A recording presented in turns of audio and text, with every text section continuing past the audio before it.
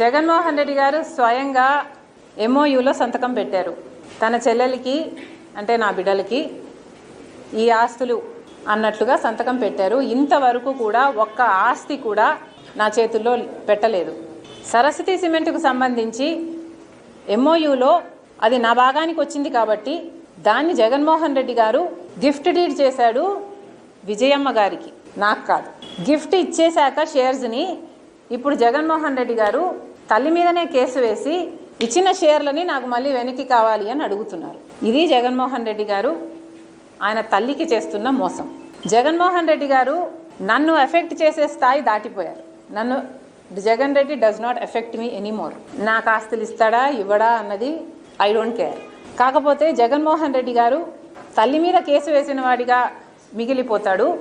నా బిడ్డలకి, సొంత మేనల్లుడికి, సొంత మేనకోడలికి ద్రోహం చేసి వాళ్ళ ఆస్తులు లాక్కున్న వాడిగా మిగిలిపోతాడు.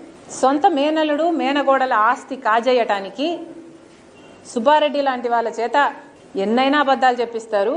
సాయిరెడ్డి లాంటి వాళ్ళ చేత కూర్చోబెట్టుకొని ట్యూషన్ ఇచ్చి డిక్టేట్ చేసి మరీ ఎన్నైనా అబద్ధాలు చెప్పిస్తారు. ఇక జగన్ రెడ్డికి క్రెడిబిలిటీ ఉందో లేదో వైసీపీ వాళ్ళు ఆలోచన చేసుకో. షర్మిలమ్మ గారు చంద్రబాబు నాయుడు గారు డైవర్షన్ పాలిటిక్స్ లో సింహభాగాన్ని ఆమె పోషిస్తా ఉన్నారు. మొన్న వరదల సందర్భంగా కూడా డైవర్షన్ చేయడానికి షర్మిలమ్మ గారు వచ్చేసారు. నేను ఒకటే అడుగుతా ఉన్నా, అమ్మ షర్మిలమ్మ గారు, మీరు తెలంగాణలో రాజకీయ పార్టీ పెట్టారు, శబాష్, మీ పార్టీ మీరు ఏదో పెట్టుకున్నారు.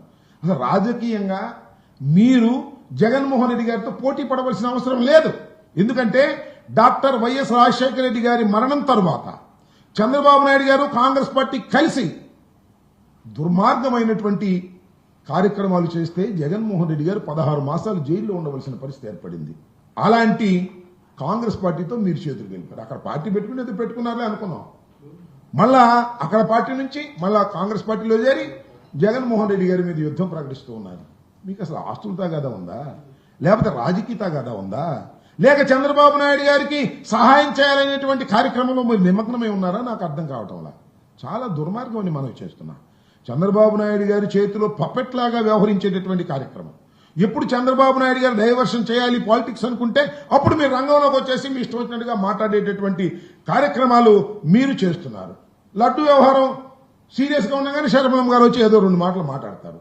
నేను అడుగుతా ఉన్నా, మీకు ఆస్తి తగాదాలు ఉంటే నాకు అర్థం కాలేదండి, కోర్టులో ఉన్నాయిగా తెలుసుకోవచ్చుగా. అసలు ఎప్పుడైనా మీ కంపెనీలో మీకు వాటాలు ఉన్న సంగతి మీరు ఇప్పుడు కంపెనీలు చూశారా? జగన్మోహన్ రెడ్డి గారి సిస్టర్ గాను, రాజశేఖర రెడ్డి గారి కూతురు గాను మీరు అందరికీ ప్రసిద్ధులు, దానిలో ఏం సందేహం లేదు. కంపెనీల్లో వాటాలుగా వస్తారు. పెళ్లి అయిపోయిన తర్వాత 10 సంవత్సరాల తర్వాత మా చెల్లికి నేను వాటా ఇవ్వమంటే నేను ఇస్తానా? చంద్రబాబు నియమనే నాకు అర్థం కాలే. చంద్రబాబు నాయుడు గారికి 2 చెల్లెలు ఉన్నారుగా, పాపం ఒక చెల్లి మరీ దారుణంగా ఉందంట. హెరిటేజ్లో సగం వాటా ఇవ్వమని ఇస్తారా? ఇవి నాకు అర్థం కాలేదు. ఇప్పుడు టోటల్గా జగన్మోహన్ రెడ్డి గారి ఆస్తులన్నీ అటాచ్ చేయబడ్డాయి. రాజశేఖర గారి మరణం తర్వాత కేసులు ఉన్నాయి, గందరగోళాలు ఉన్నాయి. అసలు ఆ కేసులు ఏమవుతాయి ఏమిటి అనే టెన్షనే లేదు. నాకు వాటా కావాలి, నాకు వాటా కావాలంటే అన్నకి ఇష్టమైతే వాటాలు ఇస్తాడు, ప్రేమ ఉంటే వాటాలు ఇస్తాడు. తన ఆస్తుల్లో వాటాలు ఇవ్వడానికి ఎట్లా కుదురుతుందని అడుగుతా ఉన్నా. నీకేమైనా రైట్స్ ఉంటే you can challenge the court. Already కోర్టుకి ఎక్కకూడదు అనుకున్నారు, ఎక్కారు. మా దురదృష్టం, కోర్టుకి ఎక్కారు. ఎక్కిన తర్వాత మీరు చేర్చుకోండి, మాకు అభ్యంతరం లేదు. కానీ ఎప్పుడు కావాలంటే అప్పుడు రావడం, డైవర్షన్ పాలిటిక్స్ మాట్లాడేటువంటి కార్యక్రమం చేయటం, చంద్రబాబు నాయుడు గారికి ఉపయోగకరమైనటువంటి రాజకీయాలు చేయటం కోసమే కాంగ్రెస్ పార్టీ కూడా ఉంది, షర్మిలమ్మ గారు కూడా ఉన్నారు అనేటువంటి భావన కలగటం మా దురదృష్టమని మనవి చేస్తున్నాం. ఇది చాలా దారుణమైనటువంటి అంశం. దీన్ని ప్రజలు గమనించాలని ఈ సందర్భంగా నేను కోరుతూ ఉన్నాను. షర్మిలమ్మ గారు కాంగ్రెస్ పార్టీ అధ్యక్షులుగా వ్యవహరించాలి తప్ప జగన్మోహన్ రెడ్డి గారి మీద బురదల్లే కార్యక్రమాలు చేసేటటువంటి కార్యక్రమాలు చేయటం మమ్మల్ని బాధిస్తున్నాయని కూడా ఈ సందర్భంగా మనం చేస్తున్నాం.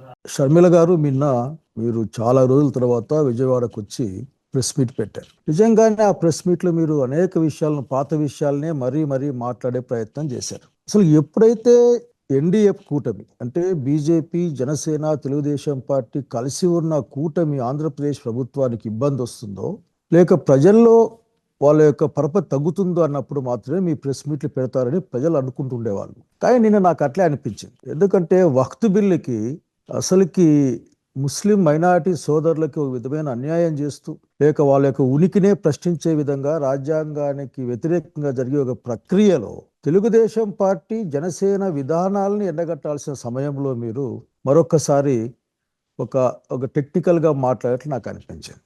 అట్లా మాట్లాడుతూనే మీరు ఒక 2-3 అంశాలని నా అంశంతో సహా ఒక 2-3 అంశాలను మీరు తడిమారు. అట్లా నాకు అనిపిస్తుంది బాబు గారి ప్రభుత్వం ఏదైనా కొద్ది ఇబ్బందుల్లో ఉంటే మీరు ఏమైనా ముందుకు వస్తారా అని ప్రజలు అనుకుంటున్న నిజమేనేమో అనిపిస్తుంది నాకు. ఎందుకంటే తిరుపతి లడ్డు విషయం కావచ్చు, మన విజయవాడ వరదలు కావచ్చు, నిన్న కావచ్చు, అనేక అంశాలకి సూపర్ 6 అంశాలు వచ్చినప్పుడు కావచ్చు, మీ యొక్క గొంతు అంత గట్టిగా ప్రభుత్వానికి వ్యతిరేకంగా ఉండదు. ప్రతిపక్షానికి అంటే వైఎస్ఆర్సీపీ ఇంకో మాట చెప్పాల్సి మీ అన్నగారి పైన ఉన్నంత గట్టిగా ఉండదు. ఇప్పటికే అట్లా ఒక రన్నింగ్ కామెంట్ పాస్ చేసేట్లు అనిపిస్తుంది. ఆ ఇష్యూ నుంచి డైవర్ట్ చేయడం కోసమే പക്ഷെ చూసే వాళ్ళకి ఇబ్బందిగా ఉంది అది. ఎందుకంటే ఒక ఇష్యూ వచ్చినప్పుడు మీరు వస్తారు, మాట్లాడతారు, 2-3 పాత విషయాల్ని మీరు తీసుకొస్తారు, ఒక సెన్సేషన్ కోసం కొన్ని మాటలు మాట్లాడతారు. నేను రాజశేఖర్ బిడ్డగా కూడా మిమ్మల్ని కోరుకుంటా ఉన్నా, ఆలోచించండి మీరు ఏం చేస్తూ ఉన్నారు. ఒక రాజకీయ పార్టీకి నాయకురాలిగా ప్రతిపక్షాలని ఐక్యం చేసుకోవడం, సెక్యులర్ వ్యవస్థల్ని ఐక్యం చేసుకోవడం, ముందుకెళ్ళడం అన్నది కదా ఈరోజు రాజకీయ కర్తవ్యం. అట్లా కాకుండా ప్రభుత్వానికి ఒకట్లా జార్దే బేసేసి ప్రతిపక్షం మీద మీరు విరుచుకుపడ్డం మాత్రం నాకు ఆశ్చర్యంగా ఉంటుంది.